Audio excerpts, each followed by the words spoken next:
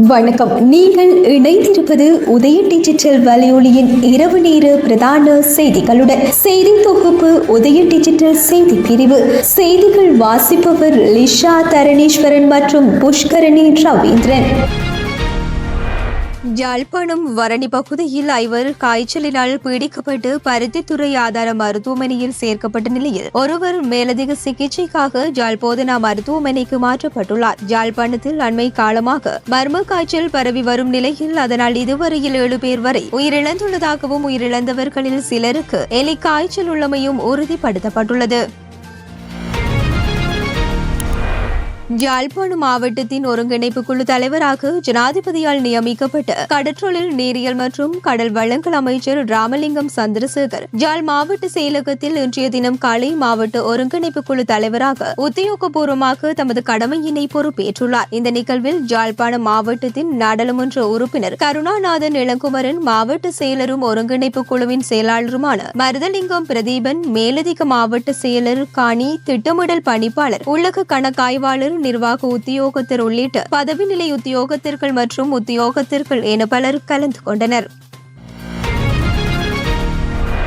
சீனி பாணியை தயாரித்து தேனென விற்பனை செய்து வந்த 3 போலீசார் கைது செய்துள்ளதுடன் அவர்களிடம் இருந்து பெருமளவான சீனி பாணியையும் கைப்பற்றியுள்ளனர். குறித்த விடயம் தொடர்பில் வவுனியா பொது சுகாதார பிரிவினருக்கு கிடைத்த ரகசிய தகவலின் அடிப்படையில் இக்கைது நடவடிக்கை இடம்பெற்றுள்ளதாக தெரிவிக்கப்பட்டுள்ளது. இதேவேளை கைது செய்யப்பட்டவர்களை நீதிமன்றில் முன்னிலைப்படுத்த நடவடிக்கை எடுக்கப்பட்டுள்ளதாகவும் தெரிவிக்கப்பட்டுள்ளது. மேலும் பொதுமக்கள் தேனை கொள்வனவு செய்யும் போது சரியான முறையில் உறுதிப்படுத்தி அவற்றை கொள்வனவு செய்யுமாறு பொது சுகாதார பரிசோதகர்கள் பொதுமக்களுக்கு அறிவுறுத்தியுள்ளமை சுட்டிக்காட்டத்தக்கது. ரஷ்ய அரசாங்கத்தினால் இலங்கை விவசாயிகளுக்கு வழங்கப்பட்ட உரத்தினை கிளிநொச்சி விவசாயிகளுக்கு பகிர்ந்து வழங்க நடவடிக்கை எடுக்கப்பட்டுள்ளது. ரஷ்ய அரசாங்கத்தினால் இலங்கை விவசாயிகளுக்கு வழங்கப்படுவதற்காக கையளிக்கப்பட்டு 55,000 மெட்ரிக் டன் MOP உரம் கிளிநொச்சி விவசாயிகளுக்கு வழங்குவதற்காக கொண்டுவரப்பட்டிருந்தது. குறித்த உரங்கள் பூனகிரி, கிளிநொச்சி மற்றும் கண்டாவளை கமநலசேவை நிலையங்களுக்கு கொண்டு வரப்பட்டதுடன் குறித்த உரத்தினை விரைவாக விவசாயிகளுக்கு பகிர்ந்தளிக்க நடவடிக்கை எடுக்கப்பட உள்ளதாக கிளிநொச்சி மாவட்ட கமநல அபிவிருத்தி திணைக்களத்தின் பிரதி ஆணையாளர் தேவரதன் தெரிவித்துள்ளார். வடக்கு மாகாண வேலையற்ற பட்டதாரிகள் சங்கத்தின் ஏற்பாட்டில் இன்று யாழ் மாவட்ட செயலகத்திற்கு முன்பாக கவனஈர்ப்பு போராட்டம் ஒன்று முன்னெடுக்கப்பட்டது. தாங்கள் பட்டப்படிப்பினை நிறைவு செய்து 5 ஆண்டுகளுக்கு மேல் ஆகின்ற போதிலும் அரச வேலைவாய்ப்பு தமக்கு இதுவரை வழங்கப்படவில்லை. எனவே புதிதாக ஆட்சி அமைத்திருக்கும் அரசாங்கம் தமக்கான அரச நியமனத்தை வழங்க வேண்டும் என்று வலியுறுத்தியே குறித்த போராட்டம் முன்னெடுக்கப்பட்டது. இப்போராட்டத்தில் வடக்கு மாகாணத்தைச் சேர்ந்த வேலையற்ற பட்டதாரிகள் பலர் கலந்து கொண்டனர். தான் கலாநிதி பட்டம் பெற்றதாக கூறி மக்களையும் அரசாங்கத்தையும் ஏமாற்றிய தற்போதைய சபாநாயகர் அசோக சபுமல் ரன்வலவிற்கு எதிராக இன்று ஐக்கிய மக்கள் சக்தி நம்பிக்கையில்லா பிரேரணை ஒன்றை கொண்டு வருவதற்கான நடவடிக்கைகளை ஆரம்பித்துள்ளது. இந்த நம்பிக்கையில்லா பிரேரணையில் ஐக்கிய மக்கள் சக்தியின் தலைவர் சஜித் பிரேமதாச, அதன் செயலாளர் நாயகம் ரஞ்சித் மத்தும பண்டார, எதிர்க்கட்சியின் பிரதான அமைப்பாளர் கயந்த கருணா திலக்க, நாடாளுமன்ற உறுப்பினர்களான ஜேசி அலவத்துவல, அஜித் பி பெரேரா, சுஜித் சஞ்சய் பெரேரா, சதுர கலபதி, ஜெகத்விதான மற்றும் ஹர்ஷன ராஜகருணா ஆகியோர் கைச்சாத்திட்டுள்ளனர். ஊழல் மோசடியை மட்டுப்படுத்த தற்போதைய அரசாங்கம் முன்னெடுத்து செல்லும் வேலை திட்டங்களுக்கு ஒத்துழைப்பு வழங்குவதாக இலங்கை மற்றும் மாலைதீவிற்கான கனேடிய உயர்ஸ்தானிகர் எரிக் வோல்ஷ் தெரிவித்துள்ளார்.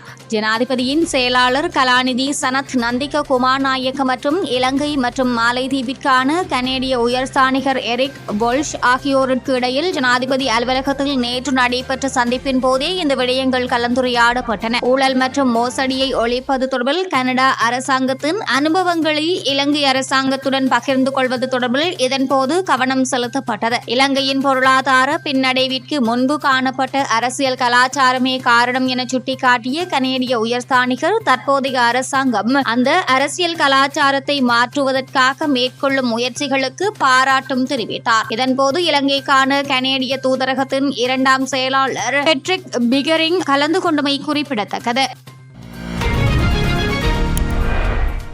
எமது அரசாங்கத்தின் எந்த பொறுப்பை வகிப்பவர் தவறு செய்திருந்தாலும் நாம் நடவடிக்கை எடுப்போம் என ஜனாதிபதி அனுரகுமார திசநாயக்க தெரிவித்துள்ளார். அரச ஊடக பிரதானிகளுடன் இன்று நடைபெற்ற சந்திப்பின் போதே ஜனாதிபதி இதனை தெரிவித்தார். 7 தசாப்தங்களுக்கும் அதிகமாக இந்த நாட்டு மக்கள் பல்வேறு அரசாங்கங்களை தெரிவு செய்தனர். பல அரசாங்கங்களை கவிழ்த்து உள்ளனர். வரலாற்றில் முதன்முறையாக இம்முறை நாட்டு மக்கள் 2 சந்தர்ப்பங்களின் தேசிய மக்கள் சக்திக்கு வழங்கிய வரலாற்று மக்கள் ஆணையின் அர்த்தம் மற்றும் நோக்கம் என்ன என்பது தொடர்பில் ஆழமான சிந்தனை எமக்கு உள்ளது. அத்துடன் தரமான மற்றும் நிலையான நாட்டை கட்டி எழுப்புவோம் என்ற நம்பிக்கையில் நாட்டு மக்கள் தேசிய மக்கள் சக்தி அரசாங்கத்தை தெரிவு செய்தனர் என்றும் அந்த சிறப்பான நம்பிக்கை கடுகளவிலும் சிதைந்து போவதற்கு எமது அரசாங்கம் ஒருபோதும் இடமளிக்காது என்றும் ஜனாதிபதி தெரிவித்துள்ளார். மேலும் நாட்டுக்குள் தவறு செய்கின்ற எவரையும் எந்த காரணத்திற்காகவும் பாதுகாப்பதற்கு அரசாங்கம் தயார் இல்லை. நாட்டிற்குள் மட்டுமன்றி எமது அரசாங்கத்தினுள் எந்த தரத்தில் இருப்பவராயினும்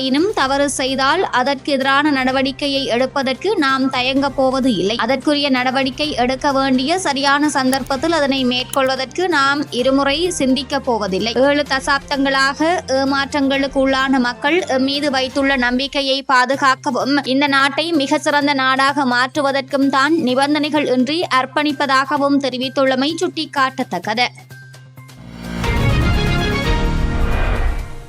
தேர்தல் செலவுகள் ஒழுங்குமுறை சட்டத்தின் கீழ் முறையான செலவு அறிக்கையை சமர்ப்பிக்காத கடந்த ஜனாதிபதி தேர்தலில் போட்டியிட்ட வேட்பாளர்கள் மற்றும் அவர்களின் பிரதிநிதிகள் தொடர்பில் விசாரணைகளை ஆரம்பித்துள்ளதாக மோசடி விசாரணை பணியகம் இன்று கொழும்பு நீதவான் நீதிமன்றத்திற்கு அறிவித்துள்ளது. இதன்படி தேர்தல்கள் ஆணைக்குழுவினால் தாக்கல் செய்யப்பட்ட முறைப்பாடுகளின் பிரகாரம் மோசடி விசாரணை பணியகம் இன்று நீதிமன்றத்தில் 7 முறைப்பாடுகள் தொடர்பான உண்மைகளை அறிவித்தது. கடந்த 2023 ஆண்டு 3 இலக்க தேர்தல் செலவுகள் ஒழுங்குமுறை சட்டத்தின் கீழ் கடந்த ஜனாதிபதி தேர்தலில் போட்டியிட்ட வேட்பாளர்கள் மற்றும் அவர்களது பிரதிநிதிகள் தாம் செய்த செலவுகள் குறித்த அறிக்கைகளை அக்டோபர் 13 முன்னர் தேர்தல்கள் ஆணைக்குழுவிடம் சமர்ப்பிக்குமாறும் கேட்டுக் கொள்ளப்பட்டிருந்தது. எனினும் சில வேட்பாளர்கள் மற்றும் அவர்களது பிரதிநிதிகள் இதுவரை அறிக்கையை சமர்ப்பிக்கவில்லை என்றும் 2023 ஆண்டின் தேர்தல் ஒழுங்குமுறை செலவு சட்ட எண் 3 கீழ் இது குற்றமாகும் என்றும் அதிகாரிகள் தெரிவித்தனர். இதன்படி இது தொடர்பான முறைப்பாடுகளை ஆராய்ந்து அதன் முன்னேற்றத்தை எதிர்வரும் மார்ச் 14 சமர்ப்பிக்குமாறு மோசடி விசாரணை பணியகத்திற்கு நீதிமன்றம் உத்தரவிட்டுள்ளமை குறிப்பிடத்தக்கது. இத்துடன் உதயன் டிஜிட்டல் வலையொலியின் இரவு நேர பிரதான செய்திகள் நிறைவடைகின்றன. தொடர்ந்து நாளை காலை நேர செய்தி அறிக்கையோடு இணைந்திருக்கலாம். வணக்கம்.